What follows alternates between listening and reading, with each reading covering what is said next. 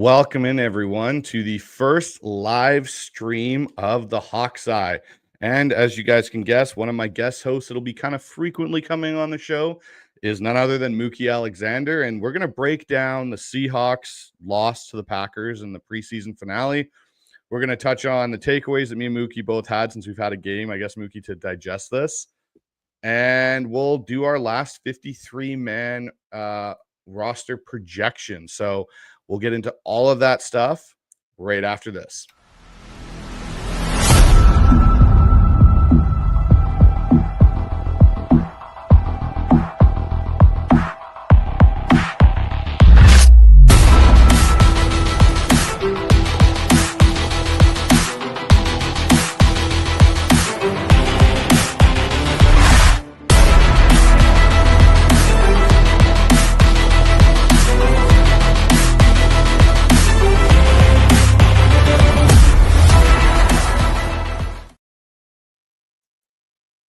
Well, and you guys have all seen now the opening intro so far for the show. Don't worry, I will be piecing together a more Seahawky highlighted one for the regular season. But Mookie, it's great to have you on the show, man. And let's jump into this. What did you take away from that preseason game initially in that loss to the Packers? That I was stunned that it ended in under 3 hours, because that felt like it was a bad movie for 6 hours. It was not enjoyable to watch even by preseason standards. I didn't care about the score as much as I cared about just getting out of that game healthy and whole. Well, they didn't get out of that game healthy with some of the injuries that they had. But the performance was just sloppy. And let's face it, a lot of those guys we saw on Saturday are not going to be on this team over the next 48 to 72 hours. But I guess the story of the day would be, a story of the game rather, would be how Jalen Milroe looked. And it was tough for Milroe because he had some bad moments, and the ball security is going to be the biggest thing, 3 lost fumbles. But he was also under siege behind an offensive line that was pretty much nothing but second and third teamers. And in fact, exclusively third teamers at this point. And the Packers started. There were at least some of their main guys on the defensive line, because Clark didn't play, Wyatt didn't play. But they were overmatched from the start, and they weren't substantially better even when Green Bay's reserves came in. So that was kind of the reality check. Like, okay, not all 3 levels of the Seahawks offensive line. We don't have depth everywhere. Like there's a clear gap between the starting offensive line, which we still don't know is actually regular season good, and then the bottom end of the depth chart. Yeah, that was the one thing I think I took away after rewatching the game a couple times now, doing some of my own notes for the All-22 stuff I'll bring out later this week with Dan Viens on the Hawks Film Lab. But the thing that stood out to me is there are some definite gaps in this team's back end depth where, there were some comparisons. I know I made one at one point previously that I thought this team had some serious depth, and, they were definitely deeper than we thought they were. And I think some of that got exploited in this game versus the Packers. I would say that area is definitely the offensive line. And you look at the starting group that we've come to see over the first 2 preseason games, and I'll just say how it'll be probably day 1 of week 1, which will be Cross, Zabel, Sundell, Bradford, and Abe Lucas.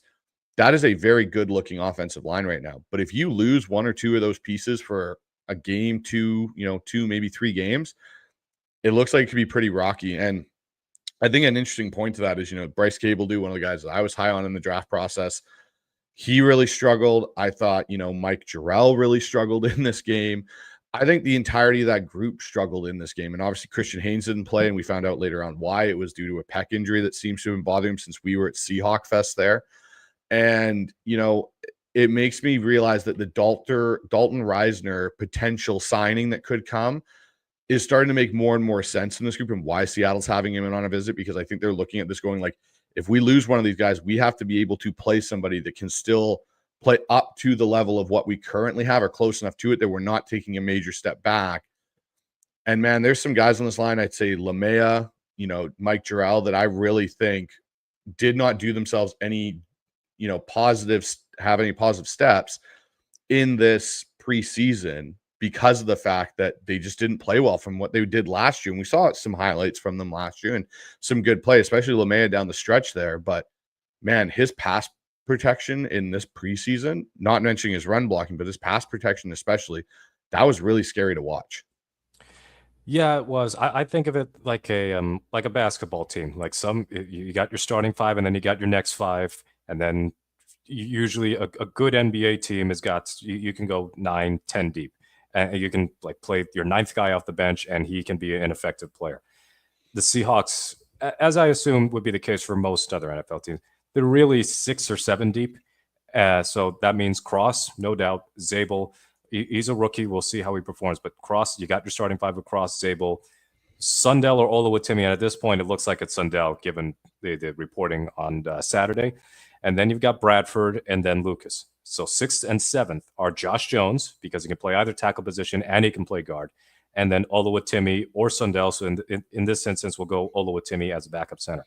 I don't think he lost the job, or at least he seemingly lost the job, because he's a bad center. It's a case of Sundell he Wally pipped him, and he seems to fit the scheme really well. So it's not a case of, this is a lot different than Bradford and Haynes, where I'm pretty sure Olawatimi is going to be on the roster, but I am very much uncertain about Christian Haynes' future. So you can see why Dalton ends up being, he hasn't even visited the Seahawks yet. There's no guarantee he even signs with the team, but he's got familiarity with the scheme. He's played with Sam Darnold as recently as last year when he was in Minnesota. He has ties to Justin. No, it was ties to Kubiak, I think, in 2022, because I think Reisner was there as well. So it's logical to look at him as one of the unsigned free agent guards, but the hope that one of these guards would be NFL ready immediately, or at least like a capable backup, I think we got to slow our roll there. Although I will say Mason Richmond is going to be a fascinating case as to whether or not they keep him on this roster, because they had him at tackle, they've had him at guard, they've had him at center, and in fact, he got center snaps in this game, which I don't think he did the previous 2 weeks. So they're trying him everywhere. And sometimes trying somebody everywhere is just we're trying to find somewhere you can fit, or else we're going to cut you. In this instance, he might be the one, if they're going to keep one of Cable Do or Richmond, and they can't keep both, because I don't think they'll keep both, I might lean towards Richmond because of that versatility. Like, they did give some snaps to Cable Do in practice at center, but Richmond's got actual game snaps. And I think he's actually looked better than Cable Do throughout this preseason. Yeah, and I think that goes back to a little bit of what we talked about when they did draft Mason Richmond. We're talking about a guy that started 4 years at the University of Iowa, which there's been only really one other offensive lineman to date with that current regime that's there that's done that, and that's Tristan Wirfs. I'm not saying, again, Mason Richmond is going to be Tristan Wirfs, but there's some standing to believe that that guy's going to be able to play a comparable role in the NFL, as whether it's a depth offensive lineman or, a guy that you can bring in and start in a couple of games. And I agree. I think Richmond has outplayed Cable Do. I wonder if moving Cable Do around as much as they did potentially caused some problems for him, because we're talking about a guy that did play tackle, was moving to guard, and then he started bouncing around on the two guard sides throughout, because they did have him at right guard when we were there a few weeks back, and now they moved him over to the left guard. I think it's going to be really interesting. I think the one domino to see where these young guys end up and how this O-line construction occurs is, what do they do with Christian Haynes? It's kind of the elephant in the room in a lot of ways. We're talking about a guy they spent a third-round pick on, last year in the draft. And I know a lot of people say, well, if he doesn't hit, then it's a bust. And some third-round guys end up being depth pieces. I think we're a little bit of a spoiled fan base in some respects when it comes to third-round picks panning out for us in a lot of ways and being really good players. I look at this and go, does he go on the IR is option one, because we obviously know about this pec injury that's clearly been a problem. So does he end up on the IR? And if he doesn't, and if it's not that severe of an injury, do you see a trade for, for Christian Haynes, because of the fact Mason Richmond has played well? You can clearly move him into guard. And then they sign someone like a Reisner to help fill that void and backfill it even more. I think Christian Haynes' domino here that is about to drop in the next, 24 to 48 hours is really going to be the one that's going to tell us how this offensive line is going to be constructed in the depth area, I think. Oh, absolutely. And if Seattle doesn't keep either Richmond or Cable, it's not a gigantic failure, because they're late round picks by definition, pretty much. If you're a late round pick and you're not, even for kickers and punters, like, there's a good chance you're not making this roster if you're on offense or defense, if you're a 6th or 7th rounder. And Cable Do was closer to the end of the 6th, I believe. So, yeah, it would have been cool to see, hey, maybe Seattle can get a 6th or 7th round gem, and maybe they could be in the starting lineup for all we know. Probably not going to happen, but the fact that an undrafted free agent is soon to be the starting center, I mean, that's got to count for something. But yeah, the offensive line really kind of just junked the offense for much of the game. And it wasn't until the Packers had their third string in that Seattle's offense looked a little bit better. And even then, it was like in the fourth quarter on Milroe's touchdown drive that things started to not look disjointed. But you kind of expect that. Third string offensive line is not meant to look like the 2005 Seahawks starting offensive line. So, yeah, there's no future Tobeck or Walter Hutchinson on the third string offensive line. Almost everybody you saw there is going to get cut. And keep in mind, Lomea and Jarrell were not picks by the current coaching staff, the current offensive coaching staff, that is. So I'm going to focus on Benton and any assistants there.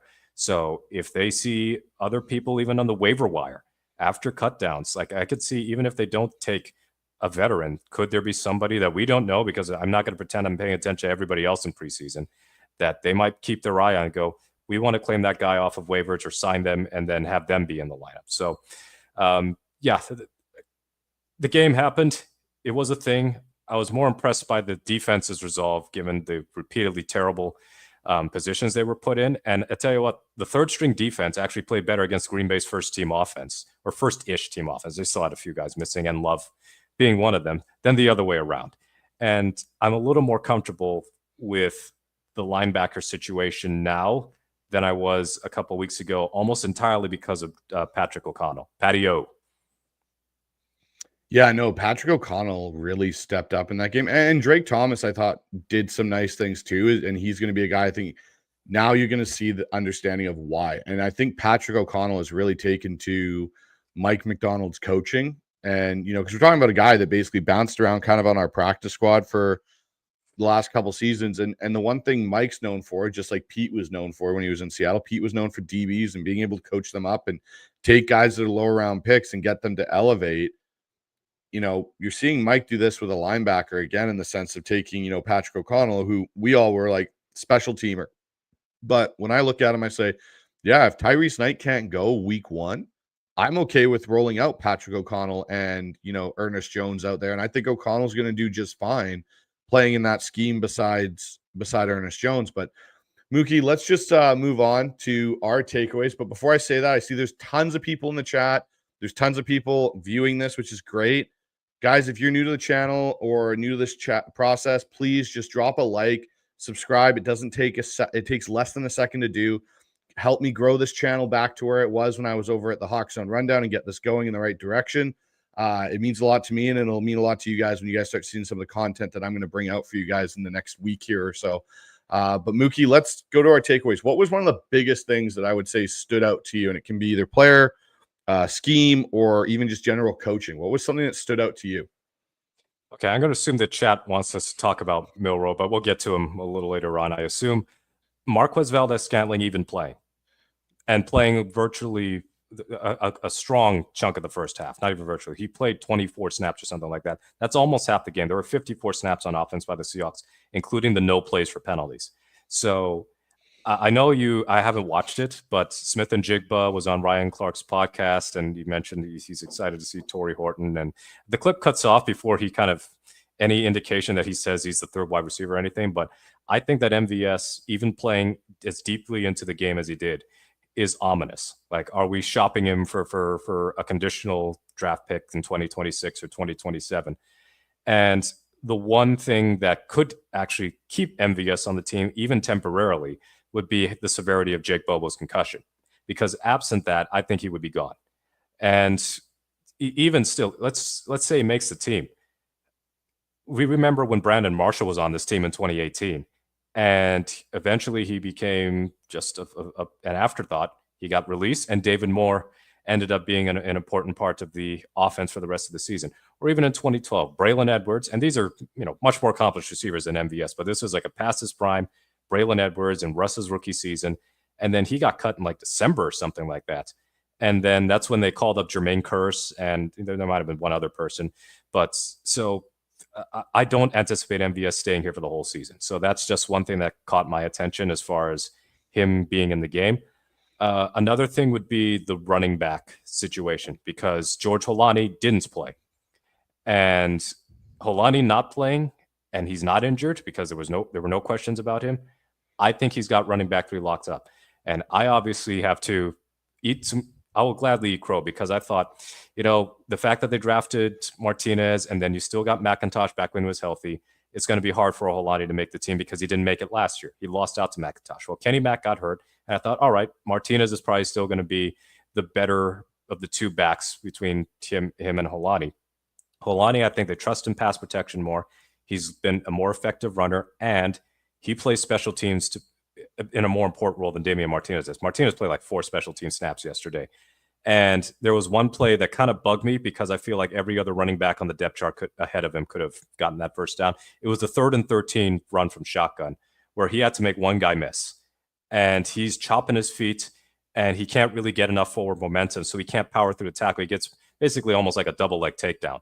And they end up with the 4th down failure shortly thereafter. So Martinez, I was high on him as like a Chris Carson regen, if you will. But I'm not even sure he's a lock for the practice squad when you consider Jacardier Wright. So he's the new Troy Maine Pope, everybody. There's always that darling running back, but I feel like I can see why Martinez fell to the 7th round, because if you don't have great acceleration, you better have amazing power to just bully 2nd and 3rd stringers in the preseason, which is what Chris Carson did. And I haven't seen that consistently enough with Martinez.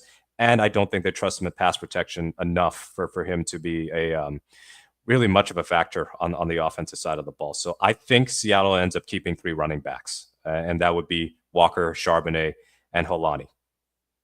Yeah, that was one of my takeaways too, Mookie, was the fact that I looked at this running back room at the start, and I'll eat the crow too with you. I thought Martinez was taking Holani's job, and even when McIntosh got injured, I still thought Damian Martinez was going to be the guy. Holani is definitely impressed, and he's shown he can be a 3-down back in a lot of ways. He can catch, pass pro, run between the tackles. And I think, again, when I didn't see him out there, I went, yep, he's made this team. They're not going to subjugate him to any sort of extra punishment by, taking on hits. And, I think Jacardier Wright has jumped Damian Martinez in some respects. And it's not because I don't think Martinez could be a good running back in this league. It might not work here. The scheme might be a struggle point, even though it's something he's familiar with. I don't know what it is, but I think one of those two ends up on this practice squad between Wright and Martinez. And Wright's had more of the flashy plays, I would say, in the preseason that kind of stand out to memory. A couple long runs. When you talk about MVS, I should say, Marquez Valdes-Scantling, I look at it and I go, him playing as late as he did, him starting for one, and other teams in need of receiver help, like the Vikings, like the Jets, and seeing some of these receivers that we saw earlier before this preseason game get moved, Sky Moore got moved, and some of these other guys for conditional picks in the later rounds, I could see you getting something for an MVS because he's got that ability to take the top off of defense and give you something that maybe some of the other guys on your team can't. I also think Derek Young has played himself onto this roster because of the way he's been able to block, catch passes, be a part of the special teams, which we already knew he could do that. And I think there's a chance a guy like a Ricky White or a Cody White end up getting pulled through to the practice squad. And Cody White has come on, I'd say, the last 2 preseason games. The first one versus Vegas, I didn't see as much of a pop from him as I thought I would, considering how he looked at points last year when he got into the games. The Kansas City and the Green Bay game, and especially the Green Bay game, obviously he had the touchdown. He 5 targets, 3 catches, 69 yards. He kind of became Milroe's target in that game to move the chains. I think he makes it because he's got familiarity with the organization as a whole. They know what they get from him on the special team side. And if they had to pull him up for a game, I think, he fits into a specific role. And Jake Bobo will be the determining factor in how that room shapes up. But to more of a point, I think definitely they take 3 running backs plus Robbie Oots at fullback. And, it could lead to them bringing an extra tight end, and this is how they keep Brady Russell. I also don't know it's a lock they keep 10 linemen. I think they could keep maybe 10 or 9 offensive linemen, and there's another way that they get their 6 receivers. So we'll see how it all kind of shapes up, and we'll do our 53-man projection with that in mind later in the show. But I got to ask you something here, and I know a lot of listeners and viewers have been kind of asking about it through, Twitter and social media and stuff, but it kind of got let out that Clint Kubiak wasn't calling the offensive plays in game 3 here. It was Andrew Janocko was calling the plays, obviously probably with Jake Peets as an assistant in that role, because, both of them have a little bit of familiarity with it, but not a whole lot. What do you make of that, of positional coaches calling games in the preseason when, guys are still being evaluated? I have my own theory on why, but I kind of want to hear yours, Mookie, and your opinion on that. Preseason is all about experimentation, and that is more than just the players. It applies to the coaching staff too. How often has Sean McVay just decided to take the day off? He's pseudo working for 3 hours, and then he lets one of his assistants do the play calling. I don't think this is any bit different. And also, we were at FanFest in Seattle, and you noticed that in some of the 11-on-11s, Janocko was calling the plays on offense, and Adam Dirty was calling plays on defense. In fact, Adam's been calling plays on defense even throughout camp. So, like, this is not something like some sort of incredible revelation. And I don't think that anything Janocko did would be out of the ordinary from what Kubiak would do in terms of when Milroe was in the game. So I assumed Kubiak was calling the plays, and then toward the end of the game, I go, oh yeah, Janocko's been calling the plays, and I went, well, my assessment of this has been way off, but I had to pull this up that out of the 54 snaps that Milroe had, 37 from shotgun, 1 from pistol, 16 from under center. That is not even remotely close to the same offense that Luck and the one series of Darnold have been running with Kubiak. I think that if Kubiak was calling a full game of Milroe, it wouldn't have been much different. Even when Kubiak was calling plays for Milroe in the previous 2 games, significantly more weighted towards shotgun offense than under center. And look, finding college stats is so difficult compared to NFL stats, and we could really use like an FTN fantasy equivalent for college football and an NFL pro equivalent for college football. But from my recollection would be that Milroe ran quite a bit of shotgun at Alabama, and he might be more comfortable with that. And also, if you're going to do read option keeper stuff, any threat of play action or him running the ball, you're not going to do it from under center. You're gonna have Milroe either in pistol or in shotgun. So it's obviously something that he'd be more comfortable with. And I don't believe that he's gained the full trust of the coaching staff to run more of the offense. And it is not damning of him in any way. So for Janocko, in preseason, when we're talking about play calling and sequencing and all that, it's just a feel out. There's no super serious game strategy that you're coming away with. Yeah, like you're trying to win the game, but it's just something to keep an eye on, because you never know. Let's say Kubiak has an amazing season, and suddenly he's a head coach candidate. Like, you've got somebody on the staff with play calling experience in Janocko. So I know that you and I talked about this off air, but it's not something like to raise alarm bells or go like, that's super interesting. It's nothing super new in the NFL. Yeah, and that's kind of how I felt about it too. The other thing I look at in this situation is we've all seen, Mike McDonald miss a practice, so on. And we've seen coaches in the NFL potentially have to miss games for whatever the reason may be, personal or whatnot. We've seen it. It's always good to have your emergency backup plan set up, where if Kubiak for whatever reason had to miss a game or that, you have someone that can understand the offense and call it and do things. And again, at this point too, some people have been saying, well, it really messes up with the evaluation process of the guys that were out there in that game. Well, it doesn't. A lot of the evaluation, yes, the preseason games are great, but a lot of it is done through training camp and practices and those times. And, most of these teams have 75 to 80% of their roster figured out on who's getting cut or who's staying by the time they play that third preseason game. The third preseason game really is for those fringe few guys that you're talking about, like roster spot 47 through 53 that you're trying to figure out there. And having a guy that is an NFL quality coach call plays isn't going to, I think, hurt and, diminish that too much. And, Milroe, yes, you look at the play calling, the way it was set up. He's also got the third offensive line that looked like Swiss cheese out there. It didn't help him that way. I just, I look at it and I kind of go, I saw a lot of good things from Milroe. And the thing I'll say, Griff Sturgeon actually put something out that was really interesting about it, I believe, on Twitter. And I totally agree with him in it. Milroe showed you the capability of doing difficult things in the game of playing quarterback. Like, he was good in those difficult moments, like some of the throws and movements and getting out and doing those things where you're going, great, we don't have to teach it because he can actually do it. Like, he's shown he can do it. He's shown he can do it game in and game out.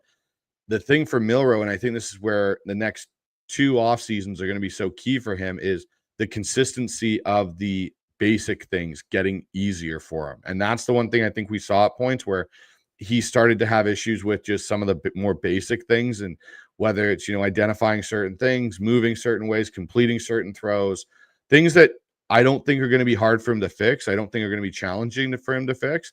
But the best part is we're seeing him do other things that are considered way more difficult in the quarterback realm with ease, which gives me more ease that this guy will eventually develop into a starting level quarterback in the NFL.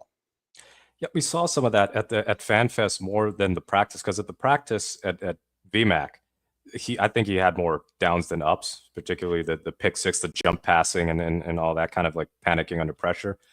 But in the extended 11-on-11 in the at Lumen Field, he made some really difficult throws, even in the face of pressure, like the throw to Tyrone Broden Jr. That was the last play of the whole practice.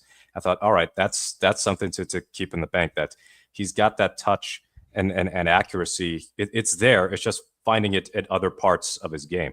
So you could see some of the great accuracy on the touchdown to Cody White. That was beautiful.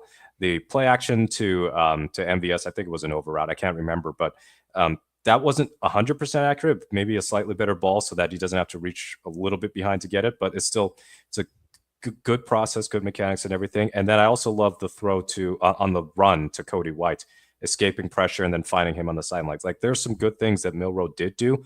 It's when he bails from pockets early, and I think we know a thing or two about that in this city.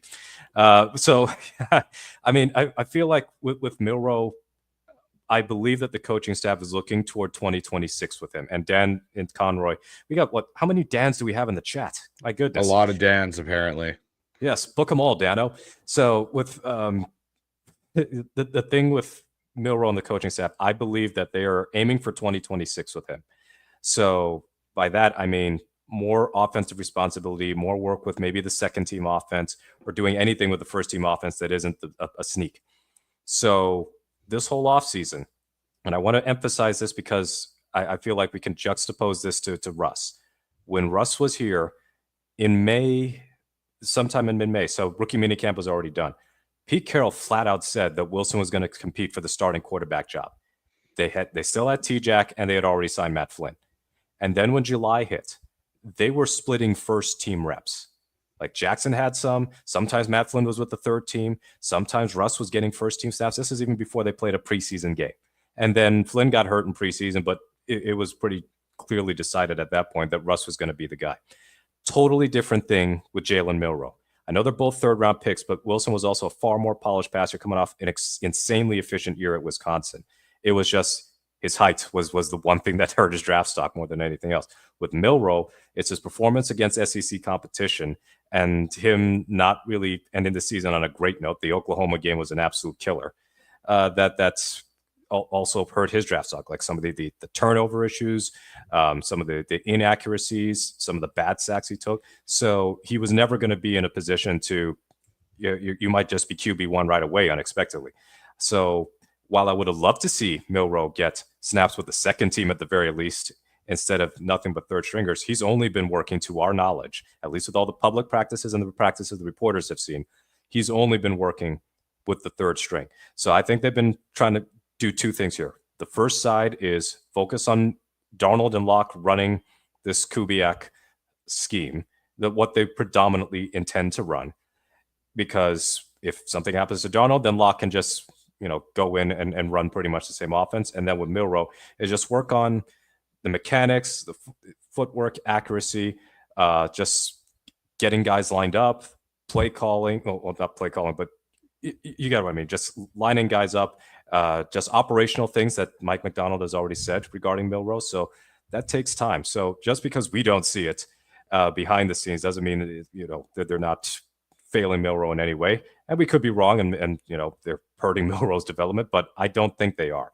I feel like they're just slow playing this because they know they have time. There is no rush to start Milrow this year. So we'll see what happens next offseason, because this season, I feel like he's not going to get a lot of first team snaps outside of just the odd special package here and there, but a full playbook's worth of several pages of special Milrow plays. That thing is not happening.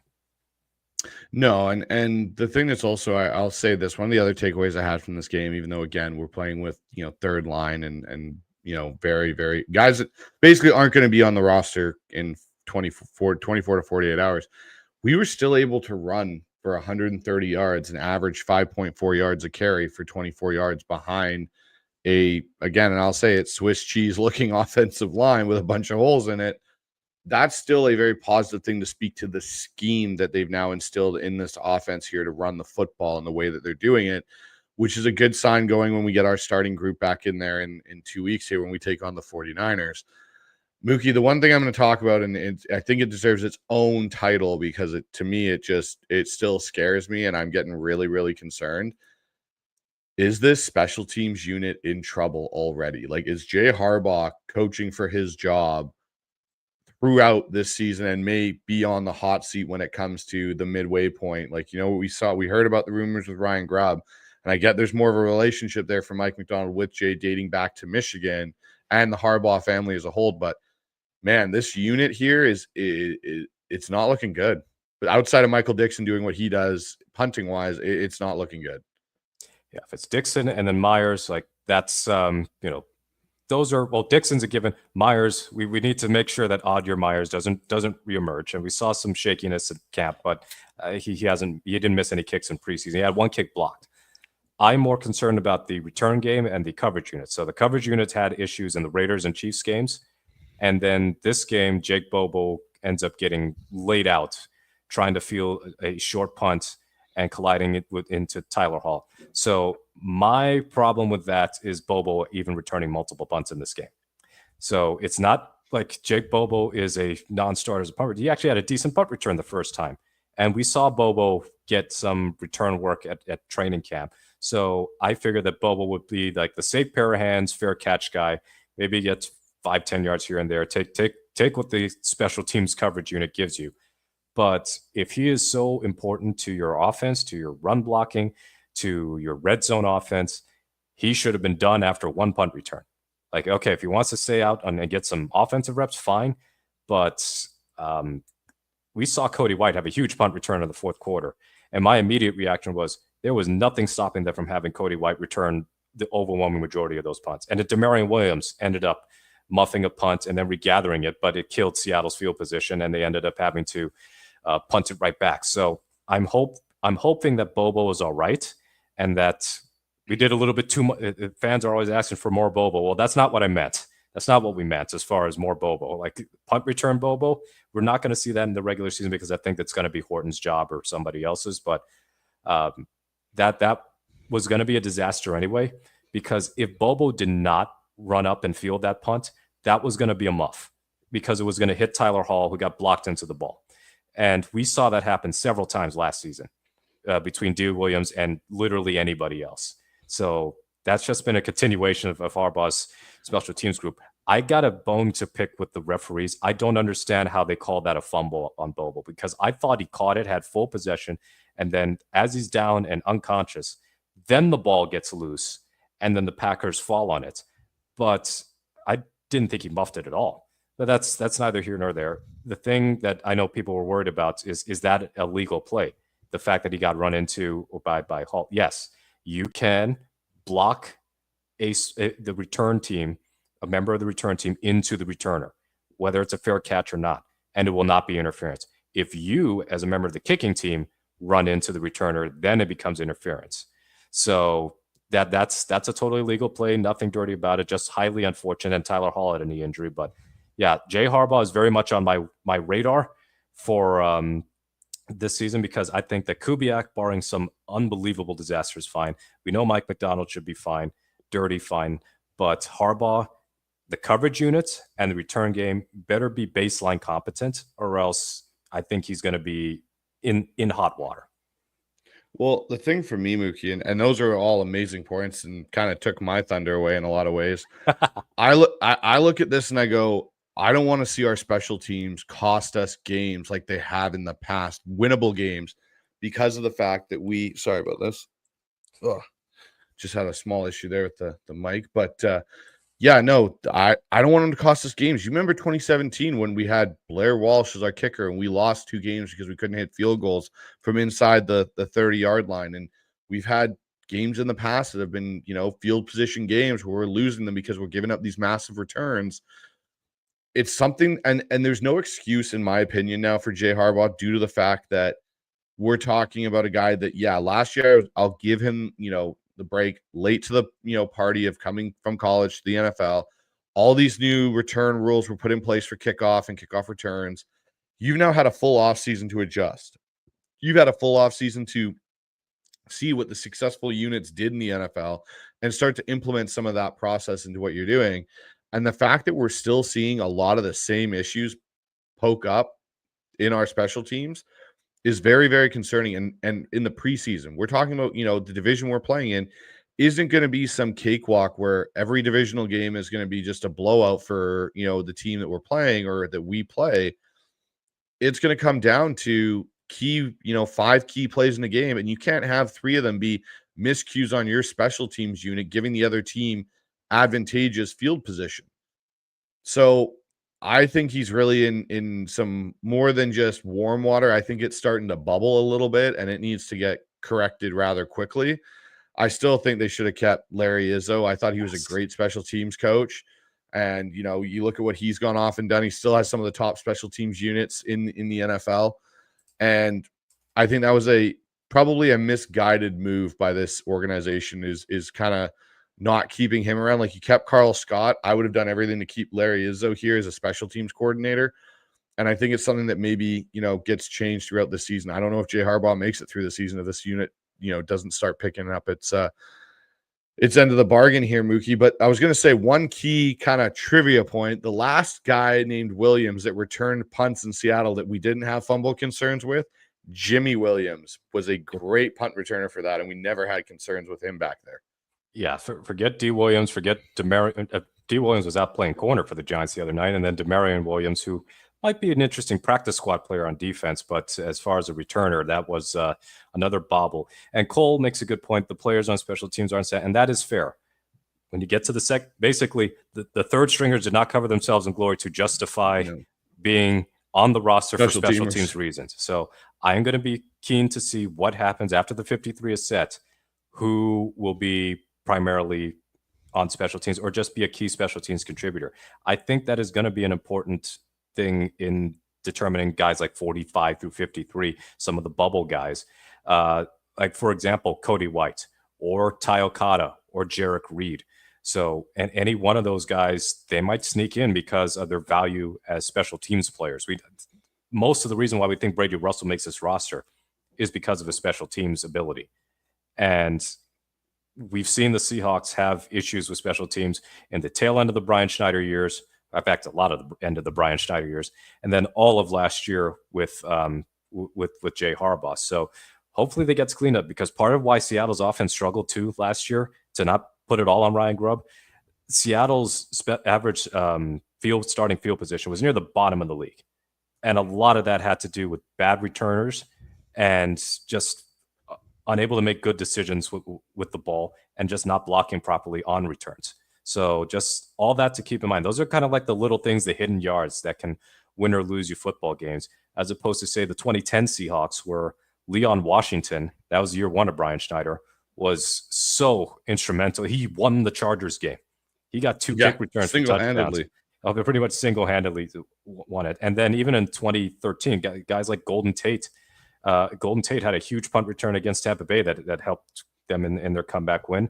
And even in the NFC Championship game, Doug Baldwin against the 49ers, one of the reasons Seattle was able to at least get some points back after falling behind, 70-some-odd yard kick return by Doug Baldwin. Now, I don't want JSN, I don't want top receivers returning punts and kicks for Seattle these days, but still, special teams, we know how important they are. So kickers are people too, punters are people too, but also all the gunners, all the key components of special teams, that's not going away.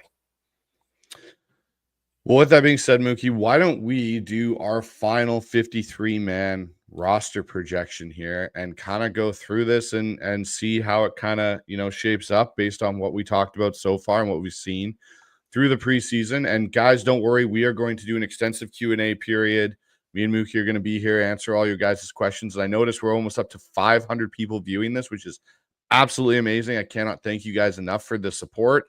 And if you're over on Twitter, make sure you guys throw your comments in on the Twitter side. They do populate here. We will answer them. And if you're over there, hop on over to the channel, sub to it, like it, share it with any other fellow Seahawkers. Help me get this channel growing again so you guys can get more awesome content. But let's move into this, Mookie, and actually kind of do a breakdown of this 53-man roster and what we think it could potentially look like. And I'll bring this up right now. And there we go. So I think it's pretty safe to say, I hope everyone can see that on the screen there and it's not too small, but let's take a look and go. I think we know who the QBs are going to be, Mookie. I think it's a pretty safe thing. We're definitely trading Sam Darnold and we're getting rid of, Drew Lock at the same time. No, I'm kidding. They're gonna trade for Sam Howell. They're gonna bring Howell back, but actually give up a second rounder this year instead of a third talk rounder. About a guy that just cannot catch a break right now is Sam Howell. He has moved around so much. It's like when Josh Rosen went from Arizona and he just slowly bounced around that year to year and a half period there after he was taken number 10 overall. All right, let's look at receivers. So this is kind of where it gets interesting, Mookie. So we'll put on Cooper Kupp and JSN. Do you think they keep 6 receivers now after what we've discussed with the running backs?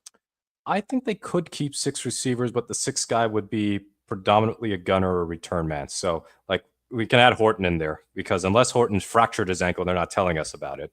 I think Horton's a lock. So that's 3 right there. And then Bobo, unless his concussion is IR serious, which it doesn't sound like it is, then that's 4. So 5th receiver, I think that Valdez-Scantling is gone. I do as well. I think so. I think he gets dealt. And if Seattle wants to add a veteran receiver, Amari Cooper is still unsigned. I mean, if they wanted to sign the what's left of Amari Cooper or sign Gabe Davis, they absolutely could. So it's it is not a deal breaker. It's not going to disrupt the whole offense if MVS is off this team. And if he's on this team, fine. I think that Derek has played his way onto the roster. I do as well. So there's 5.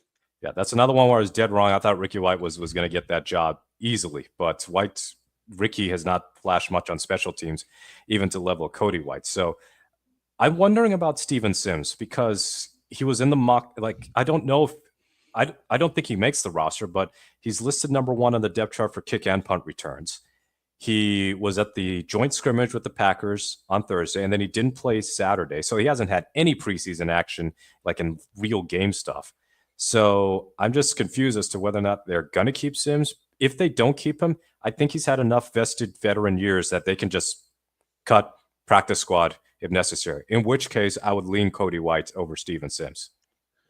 Yeah, I got a feeling Cody White may be in here. If they're going to trade MVS, I think Cody White gives you enough in certain areas, and I think he could be a spot punt returner potentially. So do we want to put him on and go 6 receivers, or do you want to fill out the rest of the offense and come back to him? In my last projection, I had Cody White on there, so I'm going to go with White. Okay. So we got then we'll 6. see what happens. Yeah. All right. So running back, K9, Charbonnet, George Halani, Robbie Oots. Yep. Now, does Brady Russell make this team? Because there's been some people that say he doesn't. I still feel that they cut Brady Russell. Somehow he'll end up in Las Vegas. Yeah, I think he would get claimed. So I believe that Russell will make this team. Curiously, he didn't play any special team snaps yesterday, I believe. I'm going to have to double check that. But he did play backup fullback snaps. So if you're a jack of all trades, fullback, H-back, tight end, and then you're doing so much specialty stuff, you were the emergency long snapper at FanFest. So he's everything in this special teams unit too. So I think that Brady stays on board.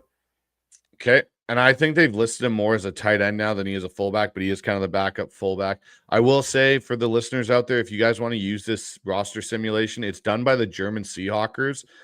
Jonas and his group over there do a fantastic job building this. It's my go-to roster builder at this time of the year. It's got all the players in there generally, and it's such an easy system to use. So go on over there and also listen to their and sub to their channel as well. They do some great work over there as well. Let's go to tight end. So I think the 3 tight ends are pretty safe. It's Barner, Arroyo, and Saubert. Yep. Saubert, the only thing would be if they do any tricks of we're going to cut you and then re-sign you, just to do some initial 53 stuff. We're kind of betwixt and between initial 53 and what we want to see of the week 1 roster, but on the surface, it should be those 3. Saubert, I guess they held out he had some sort of injury during warmups or something, but whatever the case, it's going to be those 3. Yeah, I think maybe Callerup makes a practice squad potentially. I don't think Lang does though. So yeah, let's go to offensive line. So I think I'll click the guys I think we know are locked. So Olu, Zabel, Cross, Sundell, Abe Lucas, Anthony Bradford, Josh Jones. Now, we're at 7 here, and we're at 24 on the offensive side of the ball. And again, I'll do something really quickly here just so it helps our numbers, Mookie, before we continue. I'll just click all the special teams guys on because that'll make our life so much easier. Yeah. Okay, so we have a total of 27 spots left currently as we're sitting. So who else makes this offensive line? We both think Mason Richmond makes this group. If Haynes gets stashed to IR, I think that they would put Richmond in there. So John Gilbert made a very good point on Twitter today that if Reisner meets with Seattle, there's no rush for them to sign him unless there's huge interest from other teams. And if there was huge interest from other teams, then he would have been signed by now and not still a free agent in late August. He could just get signed to the practice squad and then elevated. Or you could sign him, directly to the 53 after roster cuts and cut somebody else. So in that scenario, which would be different from the last thing I did, I think they would actually have Richmond on the team. I also think the other interesting factor in all this is Christian Haynes. To our point, I think he's going to end up on IR, though, Mookie. Like, I really do. I don't know if they'll trade him because who's going to want an injured guy right now? If he's and the fact that Mike McDonald kind of listed him as injured after that, hey, he's dealing with a pec injury that he's been dealing with for a couple weeks now, basically. How many teams are going to be kind of wanting to trade for an injured guy that they're going to have to stash that hasn't shown? He's shown glimpses on tape of being good and capable, but nothing like play in and play out consistency. So I think there's a chance Christian Haynes ends up on IR, which I can't do. So do we put Richmond on here at 8? I think you'd be Richmond. I'm leading Richmond and Jarrell, even though Jarrell didn't play well at all yesterday. It's more of it could be down to Jarrell and Kite. I mean, we have not mentioned Amari Kite much at all in any of our shows, either this one or Hawk Zone, just in general. So, I don't think Kite makes the team, but I haven't seen him look terrible. There is something to him being the second team tackle or de facto second team tackle. When Cross has been out, at least through practice, you end up with Kite running with the second offense with Locke and even into preseason. So I think Jarrell makes it in. Because he can also play both tackle spots, but it's not up with 100% confidence. All right, so let's put Jarrell there. So that's 9 offensive linemen.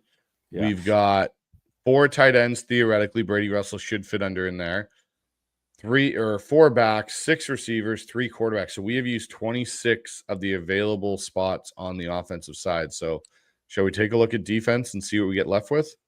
Yeah, we should. And Cole in the comments is saying, can't you PUP list them all year, PUP list them all year? No, because he had to have started the year on PUP. And then the other part of that is the timing is everything as to when he's put on IR. If he's put on IR right as we're recording this, he's done for the season. It doesn't sound like his injury is so serious he's done for the year. But if he is on the business day put on IR, he can be one of the 2 players you're allowed in preseason in the 90-man rosters to designate for return, meaning he would have to miss the first 4 games of the season. I don't think they would do like what the Patriots did with Jalen Polk, which is IR station so they could avoid cutting him outright. But I think that he ends up being an IR candidate with just reading between the lines with what Mike McDonald said. All right, let's look at this defense. So linebackers up first. And on this simulation, everyone, linebackers and edge are put together. So we'll just click everyone we know is making this team. Ernest Jones, Tyree Snipe, Boy Mafe, Derek Hall, Chenna now, who is back.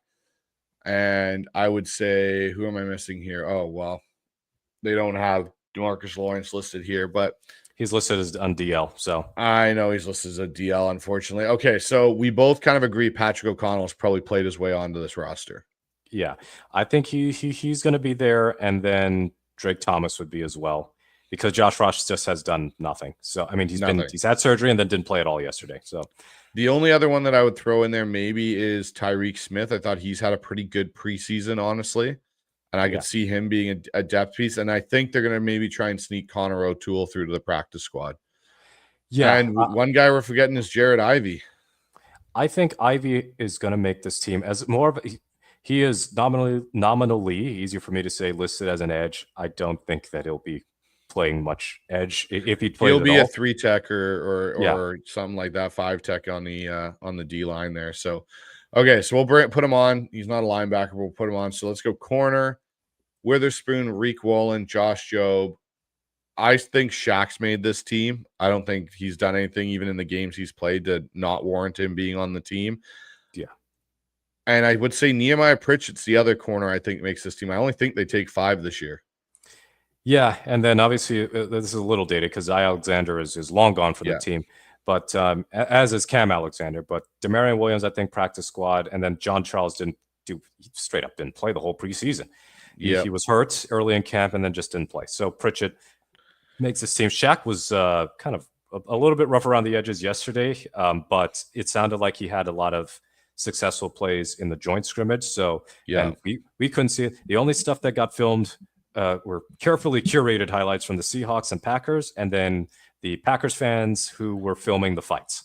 So we are none the wiser, generally speaking, as far as how the joint scrimmage worked. I would love to see a joint scrimmage at VMAC, but I'm also pretty sure that they would throw us out.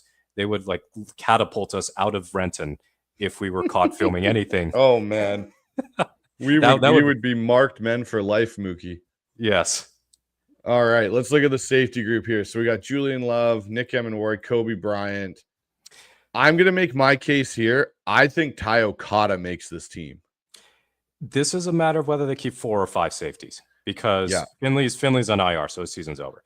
But that diving one-handed pick, I feel like that's the preseason version of Tate Caught It.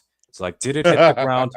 It probably did. Maybe it was physically impossible for him to actually have had full control all the way through.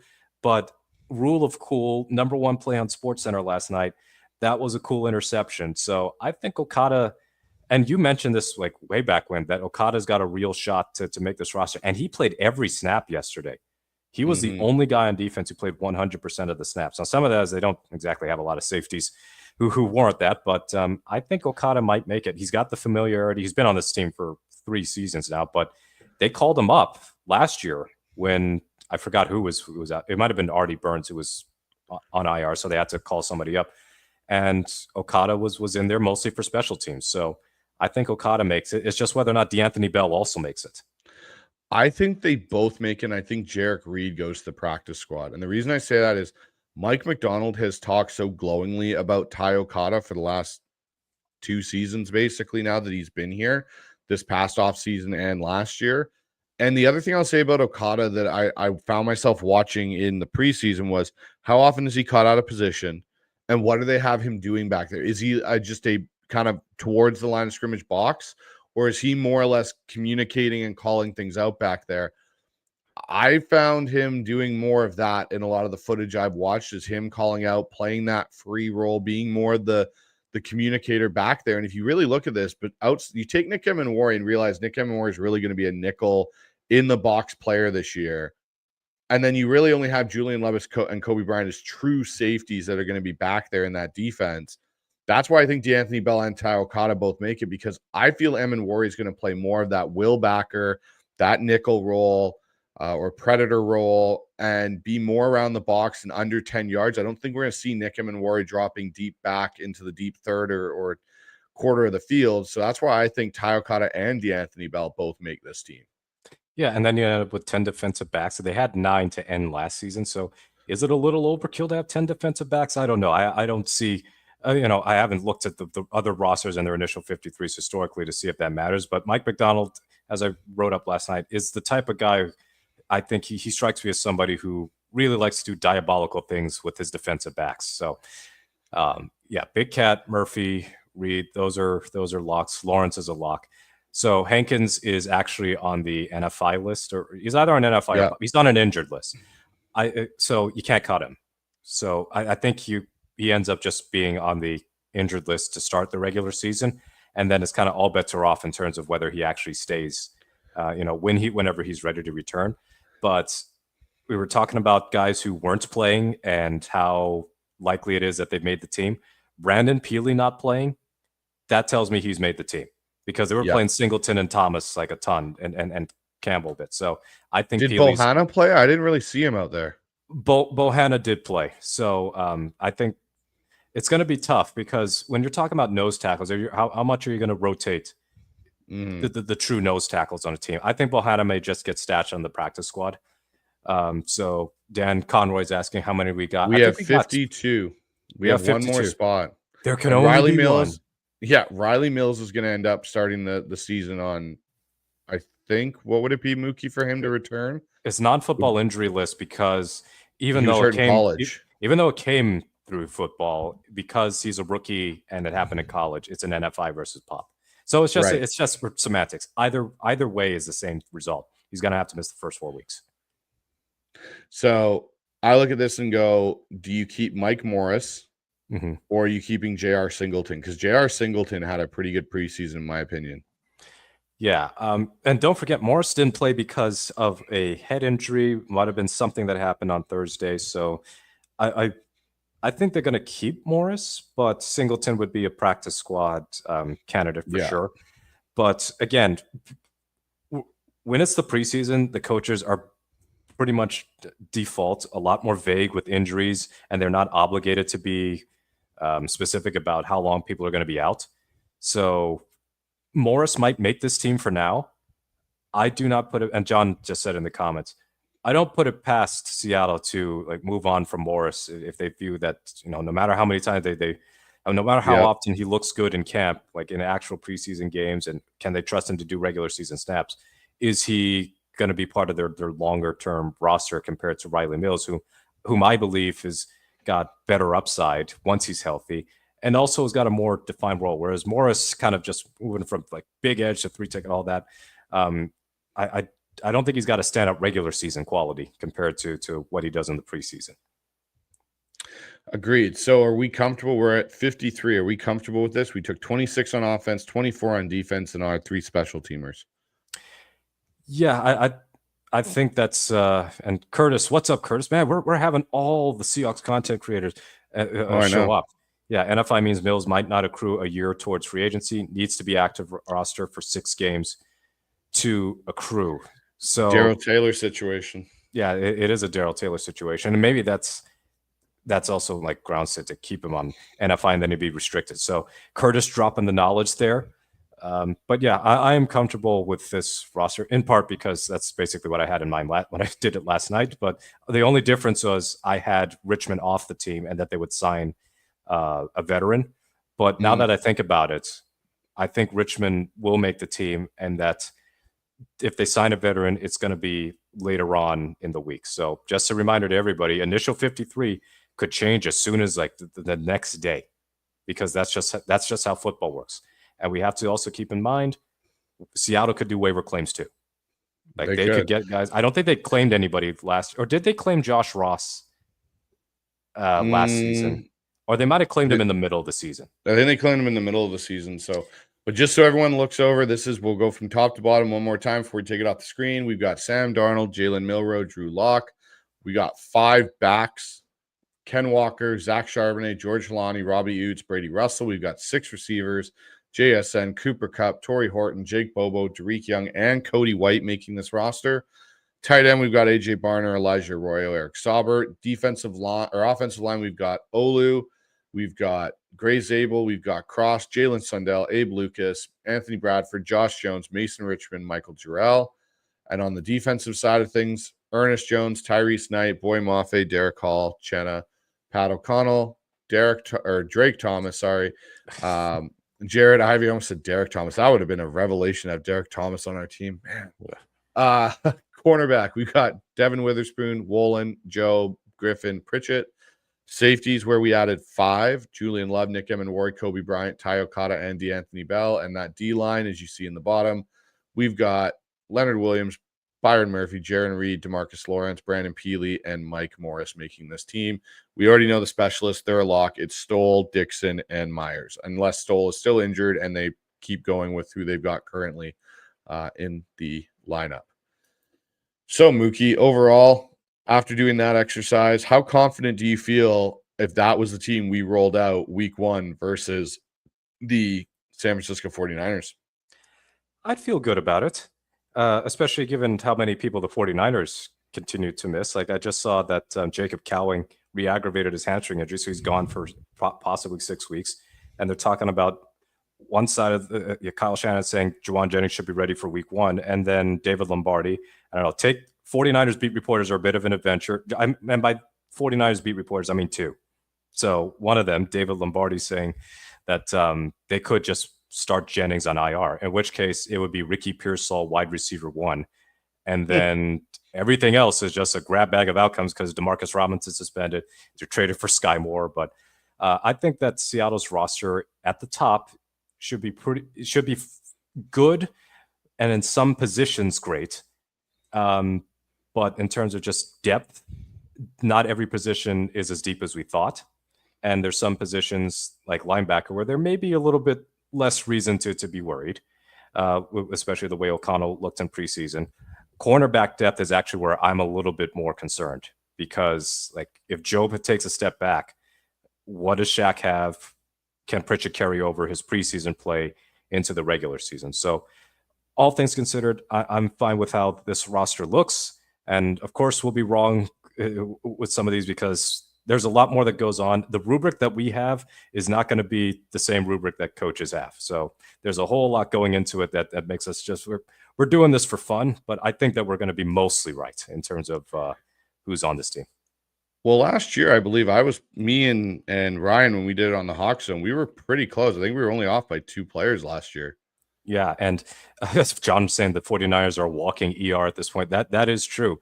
For anybody who thinks it's blasphemous that the Seahawks keep 6 receivers with the expectation going to run the ball a lot, the 49ers in their Super Bowl runner-up season, so 2023, I got a lot of Super Bowl runner-up seasons to choose from the last 15 years, but their most recent one, they had 6 receivers on the roster. And I think Ray McLeod might have been like wide receiver 6 or 5. But that's, again, somebody who rarely plays on offense, but is a special teams guy. So it's not inconceivable for a run-first team to still roster 6 receivers. It's not always about who we're going to throw to. It's do they fit in other parts of the team? No, exactly. And guys, I will make sure that this image gets posted up so you guys can see our roster projection over there. And we'll do that for tomorrow.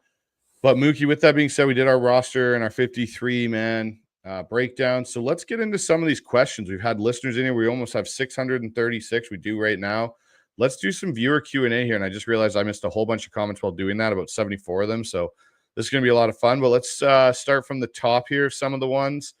Going to give John McGrath a shout out here. He goes, congrats on the new podcast, Bryce. Appreciate that, John. Appreciate you being in the comments all the time and supporting the show. Means a lot. We've got Eric in here. Greetings from Montana. Go Hawks. Thank you, Eric, for joining from Montana. Appreciate that.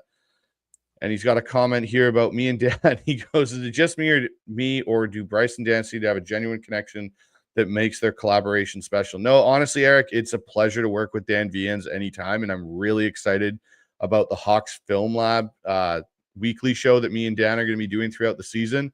We actually released episode 1, which Mookie, I'm sure you got a chance to look at. We basically broke down the interior offensive line play of Sundell, Zabel, and Bradford in week 2 versus Kansas City of the preseason. I love doing all film breakdowns from the all-22 perspective, and it's definitely something that's going to be a fun thing to add to the show throughout the season here. So we'll be doing a new one this week, and we'll leave it up to I'll leave it up to guessing on what the topic could be for that film breakdown. I think Mookie might have a pretty good idea of what we might be breaking down in that one as well. Yeah, it's obviously the defensive line play by the Seahawks third stringers. Yes, exactly. That is totally what we're going for. We got one in here from Dan Conroy. Goes, loved Mookie's 53 projection on field goals. Does anyone have an opinion on whether Reisner is a good fit for the wide zone system? He's got experience in it, right? He does, yes. So last year he was at right guard, and the results weren't great. But he had spent the rest of his time, whether in Minnesota the previous season or throughout his Denver years, at left guard. So if they sign Reisner, his calling card, from what I remember, is that he's a better pass blocker than run blocker. And I believe that if he is signed, it is because they don't have faith in the pass blocking of any of the guard depth that they have right now below Bradford. So we got John McGrath actually answered the question too. He goes, Reisner can play the wide zone, but is just a better backup than we already have at this point in his career. I kind of tend to agree with that, especially if Haynes is going to be out for a significant point in time. I don't want to have it where we lose Anthony Bradford, who's had some injury problems, or we lose Gray Zabel for a week or two, and we're rolling out Mason Richmond or a Bryce Cable situation when we've seen what we've seen in preseason and them struggle. It'd be nice to have that veteran presence where we can go, okay, we're not totally, up to it in our up to our necks and problems here. We can actually survive for a week or two. So it'll be interesting to see what Seattle does. I don't know. You said Mookie, and I haven't seen the other. I don't think Reisner's officially visited yet Seattle, has he?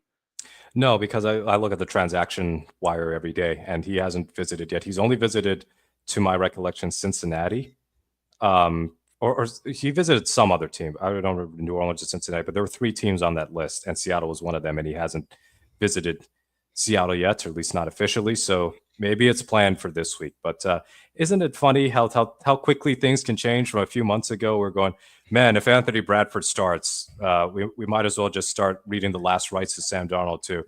My God, I hope Anthony Bradford doesn't get injured because. Yes, very, very true, Mookie. It has turned into that, has it not? And we had Dan Vians actually in the chats at one point. Don't know if Dan's still here, but he said like and subscribe.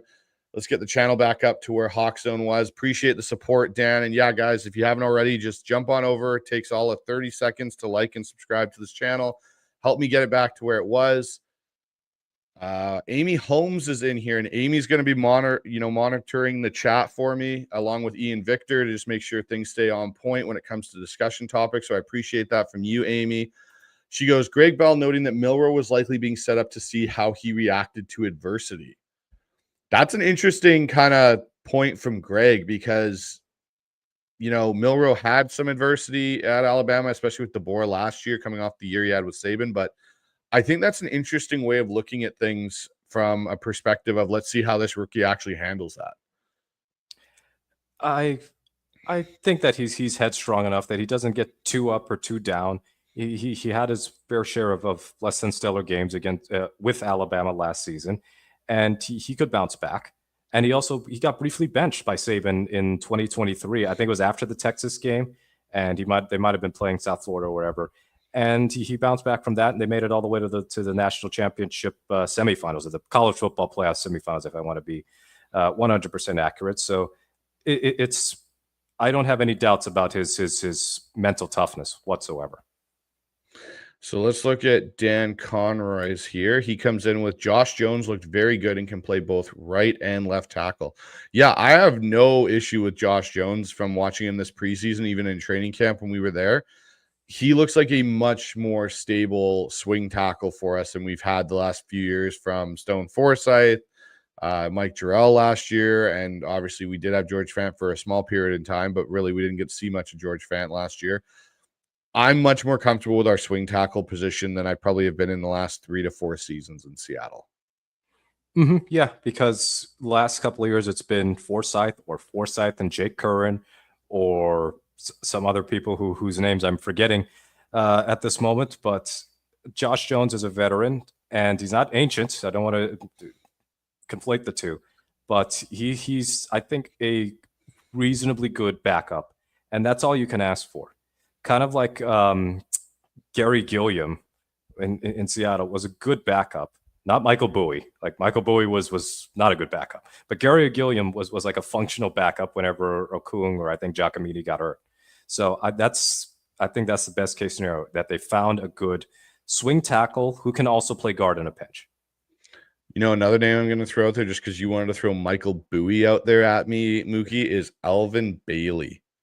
That's who I'm trying to remember, Alvin Bailey, because Seattle's offensive line that year was so injured throughout the year. Oh, so injured. But the Paul McQuiston, Michael Bowie game that almost got Russ killed in the Arizona and St. Louis games. So those days hopefully are long gone. They had a defense good enough to survive like the St. Louis disasters. But yeah, Josh Jones, a lot better than the last Josh Jones who was here playing on the defensive side of the ball. All right, John McGrath comes back in. Totally agree with Mookie. Any O-line cuts from other teams need to be looked at as backups for Seattle. Yeah, just they're always going to be looking, as would all the other 31 teams. Whoever gets cut, you might get some real shocks throughout the league, and you go, yeah, want that person. I know Cincinnati's also looking for offensive linemen, but truthfully, they're always looking for offensive linemen because we watched them block for Joe Burrow or not block. So all the options have got to be open. So again, whatever you see on Tuesday at 1:00 is going to be totally different, I guarantee you, by the end of the week. Agreed. And we got Sonny in the chat. Always good to see Sonny in here. Goes, Milroe needs to keep working with Jordan Palmer throughout the season. I don't think that's going to stop. You've got Sam Darnold's quarterback coach is Jordan Palmer, and Milroe's quarterback coach now is Jordan Palmer. And you can see the progression of both QBs in some ways. And I know he just did a segment on 710 with Salk and Brock, or Brock and Salk there. And it was a really interesting conversation. I enjoyed listening to it from the QB coach perspective of mine. Actually, it was really enlightening. Just some of the things he worked on with Sam, where he said he starts for the first 3 to 4 weeks of his training with Sam with no football. Like, they literally go through movements and stuff that he had to use. They study his film from the season and go, hey, you escaped this way, or you did this movement a lot because of how this pocket, collapsing in this area was affecting you. And they find ways to incorporate that into drills, which was really interesting. So, I think Jordan Palmer is one of the best in the business, played the position obviously for years, has a brother that is a fringe Hall of Fame level quarterback with the stats that he put up. So I think it's a good place for Jalen Milroe to develop for sure. Mm-hmm. Yeah. Jay keeps unavailable. Yeah. I think he's coaching high school football now in Denver. Oh yeah, that's Colorado. Right. So let's go with this. John comes back in. He goes, Milroe went through his reads pretty well, and his confidence didn't waver. He hung in there despite problems. He got his first TD. Almost had 2, if not for the holding call. Agreed. Like, there were a lot of things I liked from what I saw from Jalen from the entire preseason that gives me more confidence in the decision to take him, and less of the, I think he's going to just be an athlete gimmick type player. I can see him being a quarterback. If he continues on the path that he's going on with the work ethic and everything and improving each time he gets his opportunity, you're going to see a guy in 2 years, I think, that's going to be potentially vying for that starting role. Yeah, that holding on Richmond, I had to watch it in the All-22, and that's not just a hold. It's not an egregious one, but it's a needless one because you already LeMayo's already helping you on a double team. Why are you holding him? And he's not a D tackle is not going to go catch Jalen Milroe and a corner race to the end zone. Agreed. And so John comes back with Milroe is 2 to 3 years away from being a starting quarterback. Yep, I totally agree with that. And that's what I've been saying for the longest time. 2027 realistically is the year I start looking at Jalen Milroe to see if he can be QB1 in Seattle. So here's one. I'm hoping it's 2 and not 3, because if it's 3, then it's contract year. So agreed. Amy Holmes goes, didn't they have one of those friendly fires last year? I think Amy's referring to the punt team and one of our guys getting decked from our own guy again last year. I think we did have one of those, didn't we? 8,000 of them, it felt like. But no, it happened almost in the New England game. You and I talked about this off here, where Pritchett almost ran into D. Williams, and he was just able to hang on, not fumble it.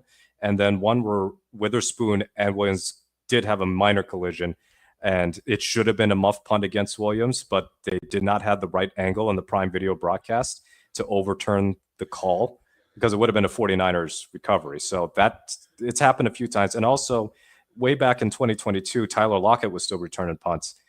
So this was when Izzo was the coordinator. I think might have been Xavier Crawford, whomever, and we're getting really deep into the woods here. He got blocked into Lockett by a 49ers gunner, and that led to another mishap. So the friendly fires, I prefer they be doused with quickness this year. Agreed. And we got Dan in here going, Seahawks 13 wins, starting with a 31-13 win over San Francisco. Dan, I'll jump on that with you. I've been saying 13 wins is my expectation. In some respects, my bold prediction for the team this year with 2 playoff wins, and I'm kind of sitting out there, I think, in some respects on my own. So it's great to have another guy join me out on that 13-win island.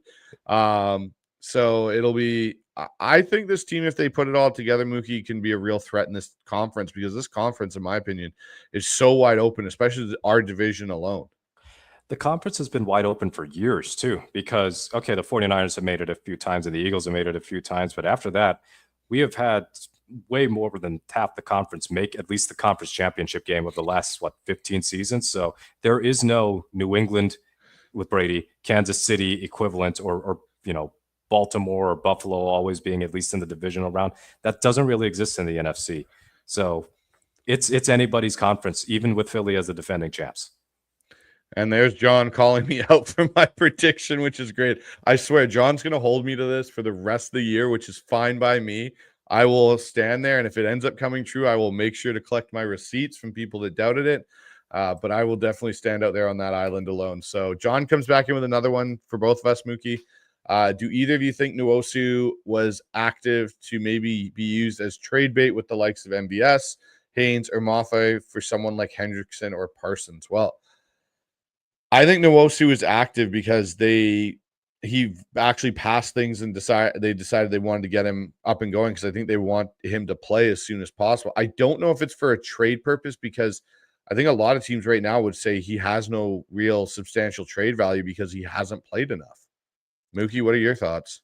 He's not actually off PUP yet either, because I don't think he is, right? He's got a practice window, and Yeah. I expect that he'll just practice. But even when he's off of PUP, like, what trade value on that contract, even with the restructure, having missed 20 some odd games over the last 2 seasons, like that's not an enticing trade piece. They're going to laugh at you. Mafe is an actual trade piece because he's had productivity over the last 2 seasons.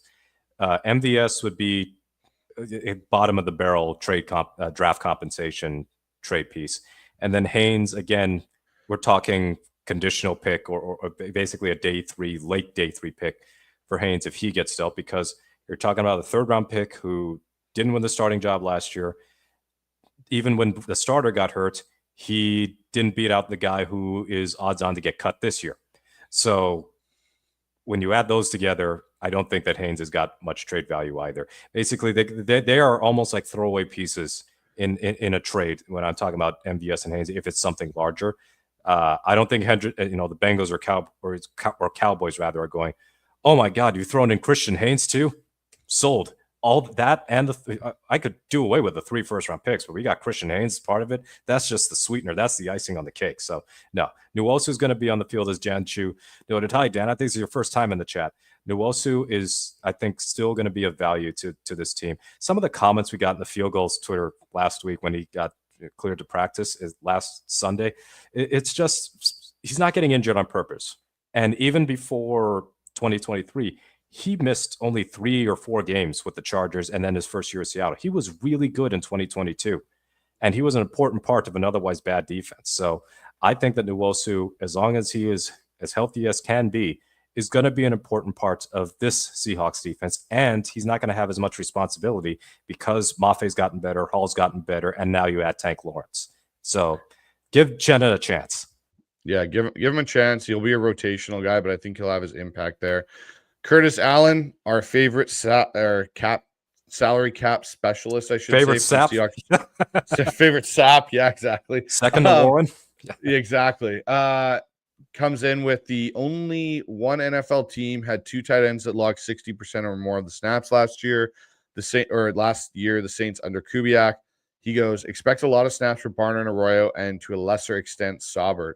Yeah, I think it's going to be interesting to see how they use Arroyo, because he has such a versatility to him that I think you can do some things where you can have all 3 on the field, but Arroyo might be lined up as a receiver and not a tight end in that regard. And the other thing I think that'll cut into maybe Saubert's, snaps is, and we saw it in the Kansas City game, at least with the starting offense, using Robbie Oots as an offset tight end and have him be the guy that's kind of that 12 personnel package player to move and do the motion stuff, because he has the background to do it as well. And he's not a small guy at almost 270 pounds. Yeah, I think that, by the way, if it is Kudiak, I'm going to say that whenever Clint has bad play calls on 4th and 1, I'm going to say he got two Kudiak there instead of Kubiak. But with Barner, he's your two-way tight end. He can receive, he can block. Or at least I hope he's a better blocker than he was last year, and I think he's going to get there. Arroyo, he's a willing blocker, at least from some of the stuff I saw in the Kansas City game. I think it's also pretty telling that he didn't play any of the final game either, and he doesn't have any injury issues there. But Arroyo is kind of like your guy who can be an inline, or you could run 12 personnel, and then Arroyo is kind of is essentially a X receiver, a move tight end, whatever. So you've got options there. And then Saubert, I believe that we'll see him more in short yardage and red zone situations. So he'll log plenty of snaps too. But Barner and Arroyo, I'm really excited to see what these two can do. So yeah, the tight end room, I'm feeling more confident about this tight end room than I have the last several years, even including the Fant, Disley, Parkinson trio. All right, we got one in here from Nate. He goes, any thoughts on Sam Howell being traded already? Well, we'll talk a little bit about this because Sam was an ex-Seahawk. I feel bad for Sam. He's been moved around a lot. You know, we know what it's like for other quarterbacks we've seen in the past that have moved from team to team to team to get any sort of footing. But man, he just hasn't performed well. He had his 1 year to start in Washington, which he showed some good things, which is obviously why John Schneider made the trade he did last year. But then when we watched him in that Green Bay game, it was just like, wow. And what you heard from training camp from the likes of Greg Bell and Corbin Smith and that basically said like he struggled throughout training camp. I didn't see anything from the preseason in Minnesota that seemed to help him at all. And the fact that the Eagles are taking a swing on him is definitely interesting. What were your thoughts of that, Mookie? Isn't it something that they replaced Sam Howell with Carson Wentz? Now, Brosmer could still make the roster and be the local kid, but it's amazing that Howell keeps having this trade value. He's been traded 3 times already over the last, 15 to 18 months. And he's not an NFL starting quarterback, I don't think. He's there to be a backup. And it was clear that he was a backup in Seattle last year. And we saw that cameo. And needless to say, it was not like when Geno went 98 yards against the Rams. It was painful. And then his preseason game, the preseason game he had against New England, where he backed into pressure from a clean pocket and then flung a ball into triple coverage for an interception. Like, that's the thing that he just cannot seem to shake, because he was doing that when he was starting in Washington. Now, Washington, having him throw 8,000 times with not a great running game and a lackluster offensive line, probably not the best for his development, but I feel like Howell is a pretty defined, limited quarterback. But hey, you got to go to the Super Bowl champs. You could do a lot worse. Like, there's no pressure on him to start in place of Jalen Hurts. It's a short-term thing because Tanner McKee has got a busted finger. So they just need another quarterback, and they cut Dorian Thompson-Robinson. So Howell is just there to be a healthy body who's got starting experience while McKee is out. All right, and we got Rockman Drums comes in. He goes, it's division or bust, baby. Go Hawks. And then I got John back in here. I appreciate you so much, John. He goes, you're not on the island alone, Bryce. I'm firmly standing with you, with you waving my Seahawks flag. All right, what else? We'll do about 5 more minutes of this, everyone. We'll get out of here and let you guys have the rest of your Sunday evenings for however much of there may be left of them. Let's see. What do we got in here? Some stuff on, we got Cole in here goes, I always think Nwosu would be like Cliff, just never had a Mike B on the other side. That's a fair point. Like, Chenna that 1 year, what did he have? 9.5 sacks, and Daryl Taylor had 9.5 as well, I believe, that year, Mookie, if I'm correct. I think Taylor might have had fewer sacks than that, but Nwosu was by far the best run defender on that team. Yes. Even including the defensive tackles. So and he was wreaking havoc as a pass rusher. He didn't get off to a great start in 2023, and he tore his pec. And then next year, again, low block takes him out.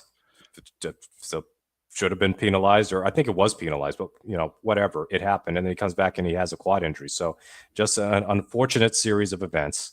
But when he's healthy, he provides that little extra juice. So he doesn't have to be the number one guy in this defense. No, he doesn't. And so what we'll do now, guys, is we'll wrap this up, and I'll just kind of give you guys a preview of what's coming out this week. So on Wednesday morning, we will have my interview with Jeff Simmons of Real Hawk Talk. Me and Jeff got together over the weekend. I'll give you a little bit of a heads up. It was done and recorded on late Saturday, so it's going to have some things that are going to talk about the Packers game before it happened, but there's still amazing content in there from Jeff's perspective on where he sees the Seahawks team going into 2025. So that'll be coming out Wednesday morning, so make sure you guys have that set with that notifications on the channel so you don't miss it. And then Mookie, later that night, you and me are going to be on our first episode of the Seahawks Syndicate with Brandon Kane and Dan Viens, and that'll be going live at 5 p.m. Pacific time. So guys, make sure you're checked into all of our channels, Hawk Nest.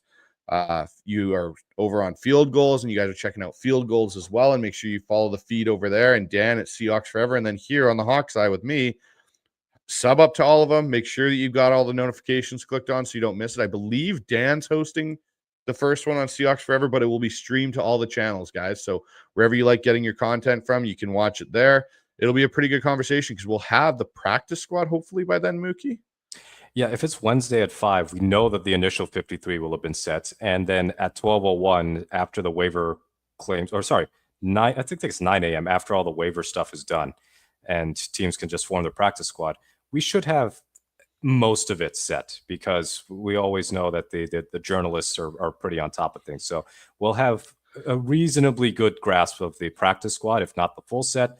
And then the 53-man roster is definitely going to be set because it'll have happened the day before. So you get to see our hot takes. Man, I'm amazed at how many people we've had on this this first show, this first live show on the Hawks side.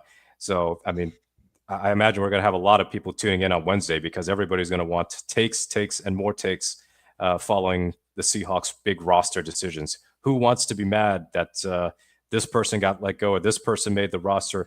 Who's going to be our Levi Bell? Or who's going to be our Troy Maine Pope? Who's going to be our Jazz Ferguson or Aesop Winston? There's always that one guy, the preseason superstar, who doesn't make the team, and we go, man, we're going to regret not keeping him. So that's I look forward to that freak out. I'm going to go with the best name ever for that, Mookie, in my opinion, is Kason Williams. The year Kason Williams didn't make this team, everyone lost their minds. So that'll be an interesting one to see if that occurs. And then also, guys, I will be over on the Seahawks playbook on Thursday with Bill Alfstead and Keith Myers doing kind of an NFC roundup look at the division. And then I'll also be getting Clinton Bonner on from the Seahawkers podcast, probably closer towards the weekend. We'll be recording a show and kind of doing a breakdown again of what's going on with the Seahawks and their roster construction and where it goes. So there's a lot of things that'll be coming out, as well as another Hawks Film Lab with Dan Viens of Seahawks Forever. And that one you guys want to tune into because I think it's going to get a lot of people excited what we're going to talk about this week, but I won't tell you what it is, so you got to tune into it. But other than that, guys, I appreciate everyone being in on this. 730 of you tonight. It's been fantastic for the first Hawks Eye live post-game show, and these will come at you guys more frequently. They will come at you usually right after the Seahawks play, and I'll make sure I do live preview shows as well, and Mookie will probably be on most of those or some of those, and as well as Michael Thompson will be joining in as a guest host as well throughout this show's entirety as it continues on. So guys, again, sub up to the channel. Appreciate all the support, guys. And Mookie, as always, go Hawks. Go Hawks.